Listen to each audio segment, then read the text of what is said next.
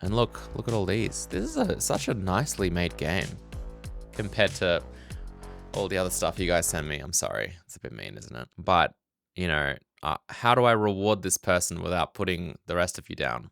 Hey, what's up guys, my name is Cherno. Welcome back to my code review series in which you guys send me your code and I take a look at it. Today we have what looks like a game built using a library made on top of Raylib. Hi Cherno. Firstly, I want to say thank you for your C++ series. It's been a big help in my C++ journey. I'd like to present a project I've been working on for about 2 years now. It's a game I have built using a library I made on top of the game framework, Raylib. The library includes an ECS, scene management, an audio system, and a few other smaller systems. I have used it to develop this game and I'd be honored to have a little roasting done to both the library and the game. I'd mainly like feedback on code design and architecture. Thanks in advance. Here we have the repository. Spectrum, a game about shooting multicolored enemies. Oh, look at this. The README has screenshots. And a lot of them. I mean, this already looks like a really polished project. We'll see if the code tells a different story because we have been in a situation where the repository didn't quite reflect the nature of the code. But anyway, let's check it out. I'll leave a link to the repository in the description below. Okay, so after successfully building from first try, this is going really well. I'm a bit scared as to what's gonna happen next. We have this play and exit menu. And am I seeing things? Oh my goodness. The window is resizable. Is this Christmas? Christmas is actually scarily close. All right, anyway, let's hit play. There's some audio going on as well. And whoa, WASD, right? I should probably read can I pause this? Did you guys see that animation? That's beautiful. Tab open shop to upgrade yourself and F11 full screen broken on Linux. Okay, so tab opens the shop. So damage boost, max health and speed. And I guess you use your currency, which is coins. And wait a minute, I can make this full screen. And F11 is super full screen. Look at that. All right, let's see what I can upgrade. So I've already upgraded the speed. Let's do damage boost, maybe. Wonder how hard this is gonna get. Honestly, so far, this is a really smooth experience. This is probably one of the more polished games I've received. Obviously, it's really simple, but it's executed very well. I really like the camera shake that happens every time an enemy dies, or I guess presumably I get hit. And that kind of, like the glow that they have going on around all of the objects also adds a little bit of, I guess, visual refinement. Little bit of style. It would look very different. It would look very bland without that glow. I do feel like difficulty wise, unless this is about to ramp up a lot, this is very easy, especially with all of the upgrades. Like I'm not even really too worried about taking damage because I've upgraded my max health. I can heal for relatively cheap. This is kind of easy. I also really like the particle effects that happen when the enemies die. That's really cool. Kind of interested. I feel like they're the same every time. I don't know if that's true.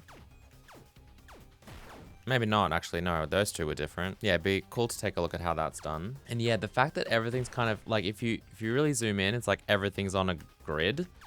Like the pixels, I guess, are scaled up or something. Yeah, I'm kind of interested to take a look at the rendering for this. Sometimes it's hard to see what exactly is just baked into the sprites. Like when you've got a 2D game like this, it's obviously very easy to just get your textures to do all of the graphical effects, such as like the glow we see, such as I mean, by watching this rotate though, you can tell that it's not, the sprite rotating is actually in kind of a smaller pixel space. So in other words, it must be rendered rather low resolution and then scaled up. This got very chaotic very quickly, by the way. All right, I'm probably gonna stop here. Overall, quite a fun game, very polished, very smooth, very elegant, but I would probably say not enough content and a bit too easy, but you know, this isn't like a Steam game or anything, so it depends what the goals are. But overall, it's fun, it's well executed. Performance, you know, seems to be pretty good, so I've really got no complaints. Well done. I think this is probably one of the better projects that I've looked at, I say, before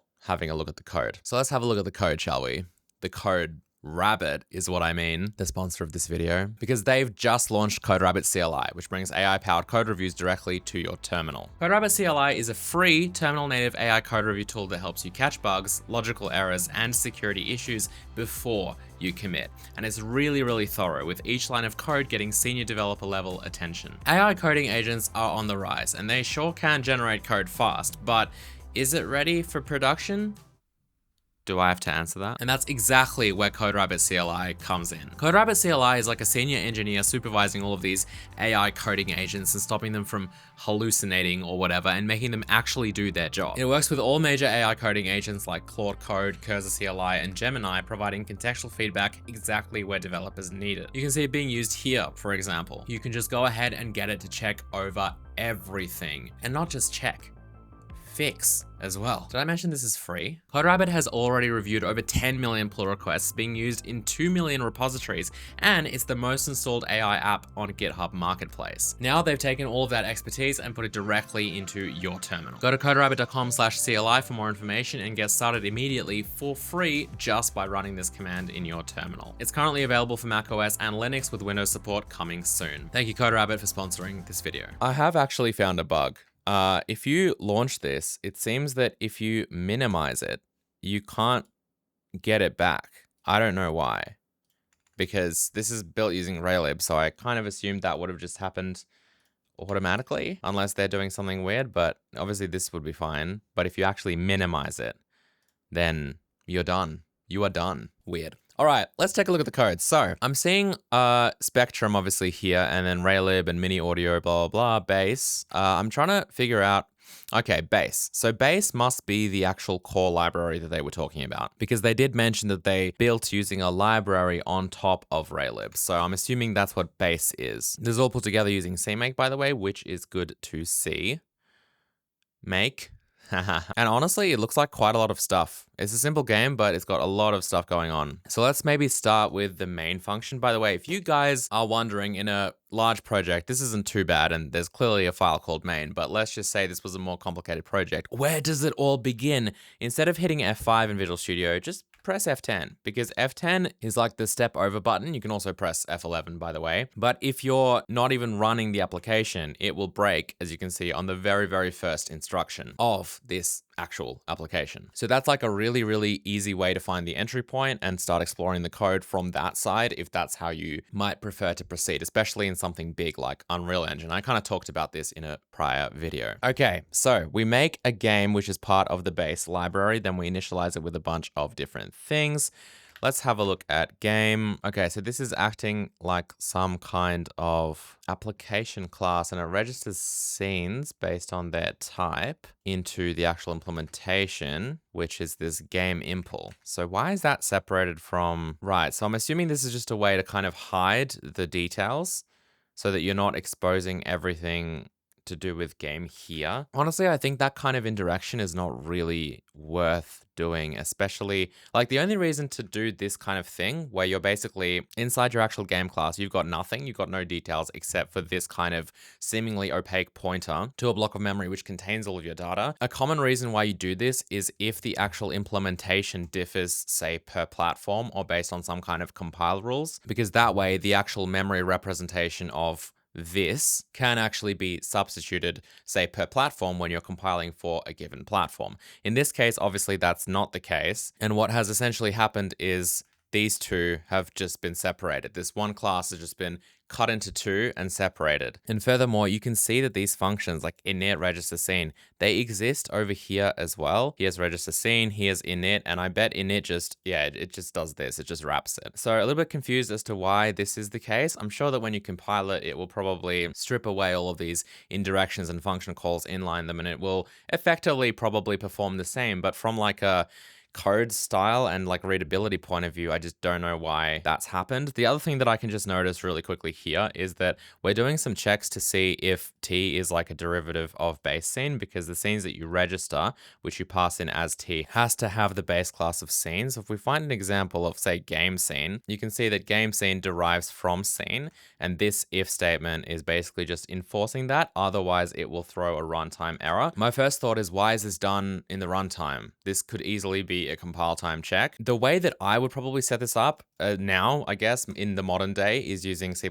concepts. So if we have a look at what version this is actually using, so we are on, yeah, I mean, we're on preview features from later C++ working draft, which is basically beyond C++ 23. Concepts were introduced in C++ 20, and they're super easy to use. In fact, you're basically almost doing them here already. Like, this is the main part that you need. So what you would do is, I usually write my templates out like this. You just stick in a little requires a city is base of scene T, and then you need the actual value. So the cleanest way to do that is probably like this. So all you need is this. And then what that does, instead of doing an actual runtime if check while you're running the game every time you register a scene and then possibly throwing an exception, it's just not going to compile. It's just going to be like, hey, you're trying to pass in a type here that is not a base of scene. Therefore, compile error. And then you don't need this. This becomes much cleaner and your code will even run faster. If we go back to main, we can check out a quick little example of that. So main menu, game scene, and death screen are obviously all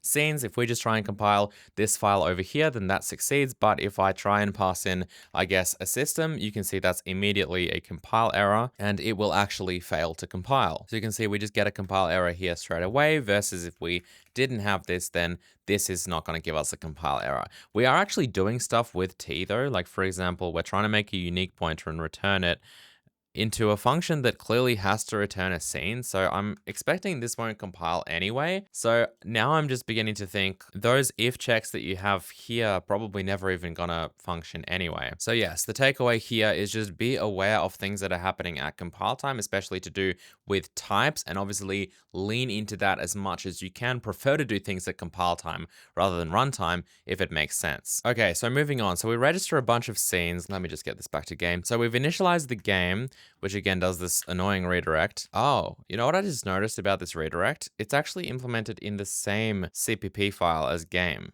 impl. But then I guess there's a separate header file, which again, header file. No one includes header files in CMake. Why? It's really, really easy to include all the header files, just like you would with the CPP files inside your CMake scripts. And that means that they'll show up here and then they'll show up here. Otherwise, how am I supposed to get the header files? Okay, here we go. Finally, I'm in gameimpl.hpp. So the header files have been separated, which again makes me think it's like a public private thing, but yeah, not something I would do. Okay, so initializing this then. This is where we go through and initialize like the audio manager. So this audio manager is also like a custom thing. So that would be kind of interesting to look at, but we're probably not going to have time for everything. We're obviously doing a bunch of Raylib initialization over here, initializing the renderer, which is good to take a look at, grabbing the resolution from the config, which is good news, particle manager. Okay, so there's the particle system that we can have a look at as well. And all of these are kind of stored inside game impl. But what about all the scenes that are being registered? You know, I mean, I guess this is game specific,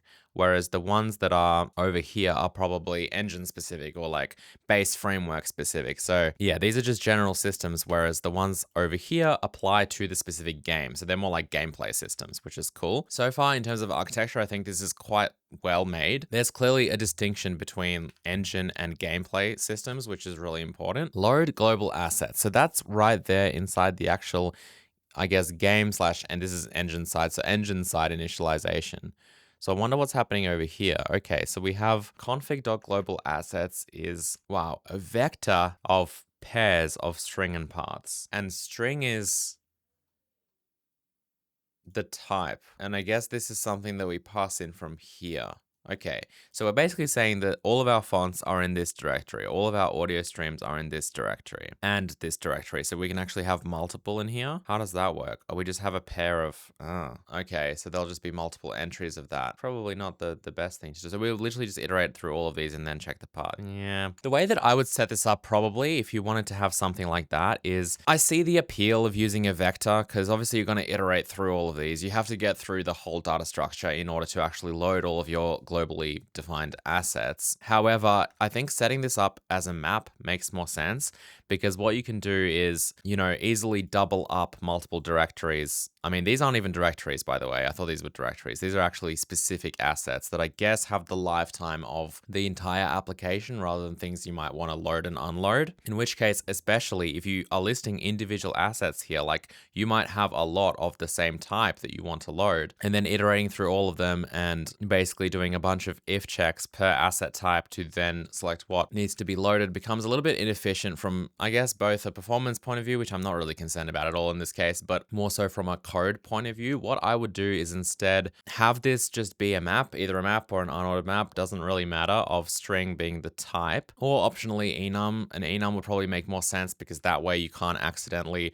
like, you know, make a typo or say like fonts or something, or forget to do the hyphen, the dash between audio and stream. Having like some sort of asset type and then, you know, font or whatever might make more sense. But either way, you'd have either a string or an enum to the actual path as the key. And then when you iterate through everything in that data structure, I would probably use the asset type enum as a key in another map to an actual function that loads that specific asset. We do something quite similar in Hazel, so this is just a random spot I found, but basically we have these like S serializers for asset import, and you can see it's an unordered map of asset type to an actual asset serializer, which is in this case a base class which has functions that are to do with serialization and deserialization, so loading assets, for example. And then if we're trying to, say, deserialize an asset from an asset pack, which is like a Hazel runtime thing, then we just make sure that we have a serializer for that asset type available, and then all we need to do is this. This should probably be a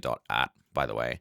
But anyway, code reviewing Hazel real quick. Hashtag I didn't write this part. And so what you can see here is that I'm kind of avoiding doing those if checks, those if statements that check every single asset type. I'm just able to use a map of serializers, which are defined over here. So we have all of these different serializers that are actual instances of specific asset serializers that do specific things for that asset type, obviously. And then I just jump to the right serializer. For a complex case like Hazel, it might make sense to have actual classes, because you can see that there's serialization and then try load data, which is like an editor side deserialization. But then we also have asset pack, which is binary runtime format, serializing and deserializing. We have quite a lot of functions linked to that one specific asset serializer. And so because of that, it makes sense to set up a class with all of these functions. But if you just have a really simple read this asset thing, you don't even have to set up all these classes. You can just instead have this serializers map point to just like a function pointer that returns perhaps, you know, your asset base class, which for us would be this asset class over here. That's really all you need, just a specific function that does that work rather than an entire class with like 4 different functions. But anyway, that's an idea for how to maybe make this a little bit more robust and manageable. I mean, at the very minimum, stop using strings. Just set up an enum. I think we have, what is it, like asset type. We just have this asset type enum, which has all of the different asset types that Hazel has. So setting something like that up versus strings would be the first step. Also, this should probably be const auto. I don't imagine you're modifying any of these.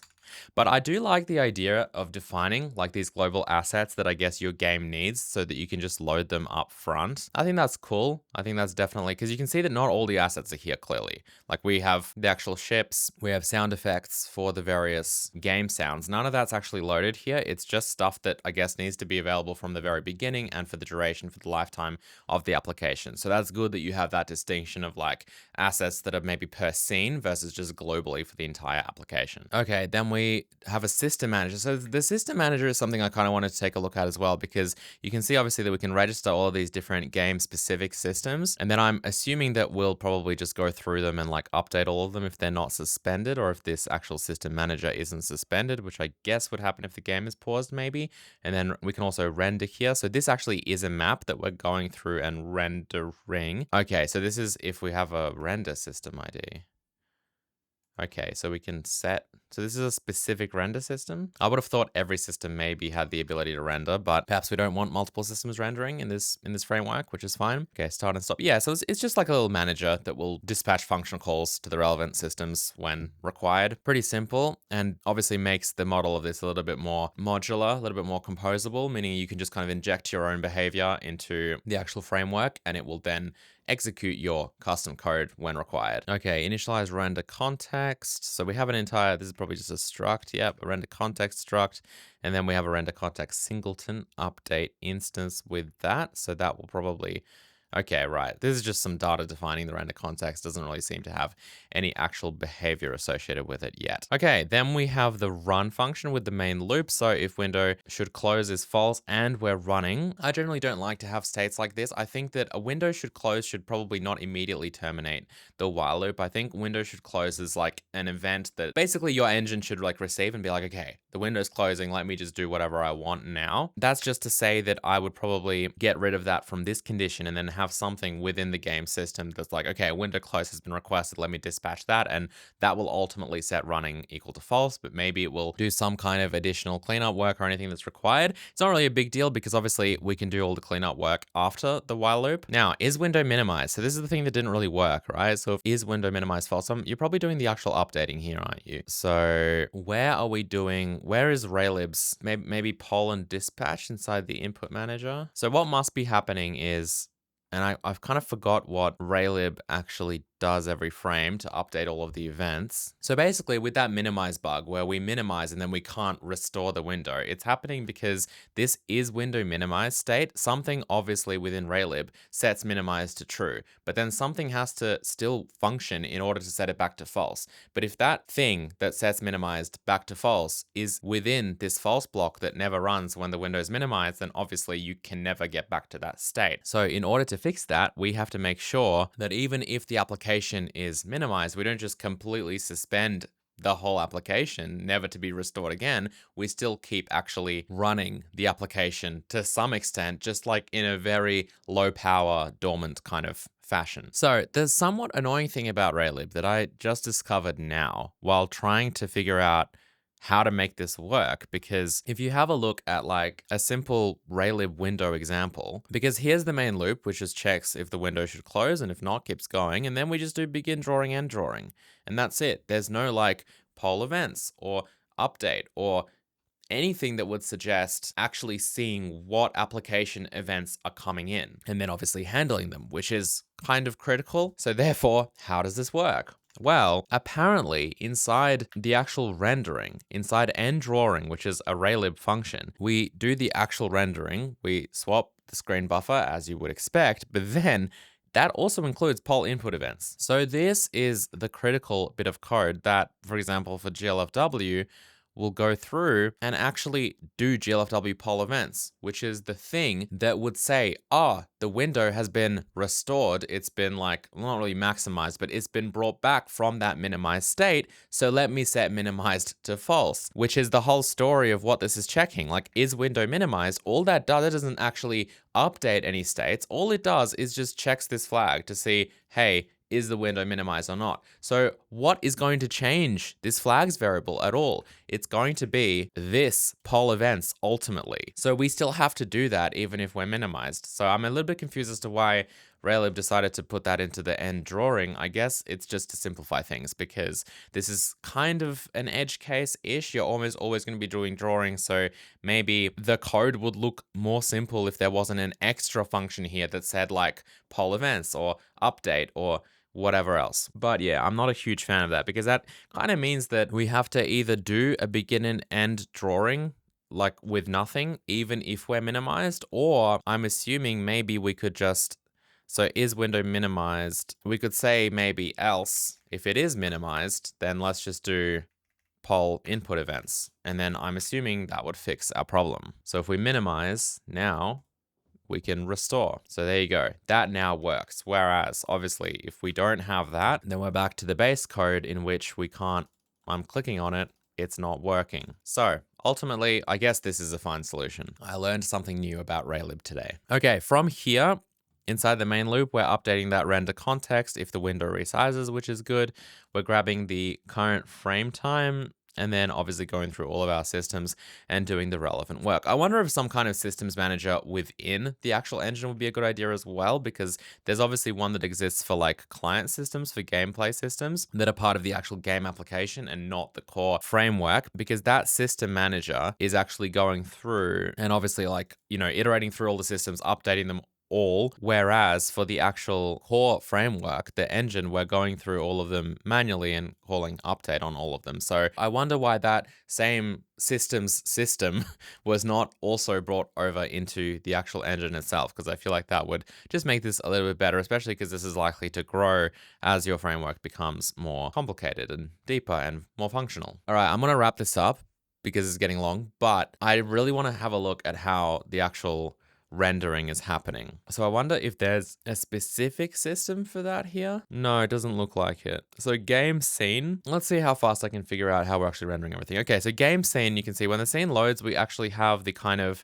they're not that transient, but the assets that exist specifically for this scene. So I'm assuming that at the end of the game scene dying, they'll actually get unloaded because they're getting loaded over here, which is pretty cool. I don't know if that's actually the case, but we can check that out later. And then we have a bunch of textures and we actually have some shaders, and look, we have some bloom shaders. So it actually does seem like a real bloom kind of blur that's happening and not baked into the actual textures. That would have been really easy to see, by the way, just by looking at the assets, textures, and then seeing all the entities, which are nicely bashed together into a sprite sheet. You can see that they don't have any kind of glow associated with them. In fact, they're very, very small, which is cool. And look at all these. This is such a nicely made game compared to all the other stuff you guys send me. I'm sorry. It's a bit mean, isn't it? But, how do I reward this person without putting the rest of you down? Okay, and then we have the shaders over here. So we have this bloom, a blur pass, bright pass, combine pass, which probably just does a little blur. It's fine for this game. Obviously, I have a whole video on bloom, which I'll have linked up there if you guys are interested in. I made it a while ago. Bloom is kind of like one of those things that is way more complicated to do correctly than you might think. But obviously for this game, which is a very low resolution pixely game, a simple blur like this is probably more than enough and actually creates a really nice, simple, clean aesthetic. So overall, I think it's totally fine to do something like that. And so how the entities actually, so the entity component system is probably going to contain all of the actual entities. I wonder if they're created using one of these systems, but doesn't really look like it. And then we attach layers. So there's a main game layer, which looks like does entity related things. There's an entire signal bus as well for events, I guess, between entities or just from the game to the entity, which is cool as well. And then here's wave manager spawn player, which is going to go and spawn the actual player using a spawner. And then that's what actually creates the entity. And this is all inside the actual game. So obviously none of this is happening from the engine framework. And like main game layer is inside here as well, which is good. It's even setting up like certain key. Okay, this is interesting. Right. So we are basically mapping out what keys do to an actual lambda that defines what it does to like the direction. I wonder why this wasn't just written as like a script, as like, on update, you would actually do all of this, but why it's like kind of predefined like this. I mean, I guess it's just a different way of doing things. It does definitely make gameplay probably more complex gameplay, harder to build and debug if everything is kind of segregated into various individual functions, individual lambdas like this. It makes sense for some things, but I don't know. I probably wouldn't write the actual gameplay like this. Yeah, this is fascinating. This is a really cool project. This is like much more interesting than I'm going to stop myself right here. I think I'm going to make a follow-up video to this because I've really, really enjoyed looking at this project. I think this is one of my favorite projects I've ever taken a look at. From such a simple email as well, I didn't expect something like this. This is cool. Let me know what you guys thought of this project in the comment section below. Let me know what you want me to maybe expand on. As I mentioned, I've left a link to the actual GitHub repository in the description below, so feel free to take a look at this project yourself. You can discuss it on the Code Review Series channel on my Discord server. If there are specific things that you want me to take a look at and expand on within this project, then let me know in the comment section below as well. And finally, if you want me to take a look at your project, then send it into chernoreview@gmail.com. That email address and some instructions will be in the description below. Really well done on this project. I thoroughly enjoyed it and probably will enjoy it in the follow-up video as well. Thank you guys for watching. I'll see you next time. Goodbye.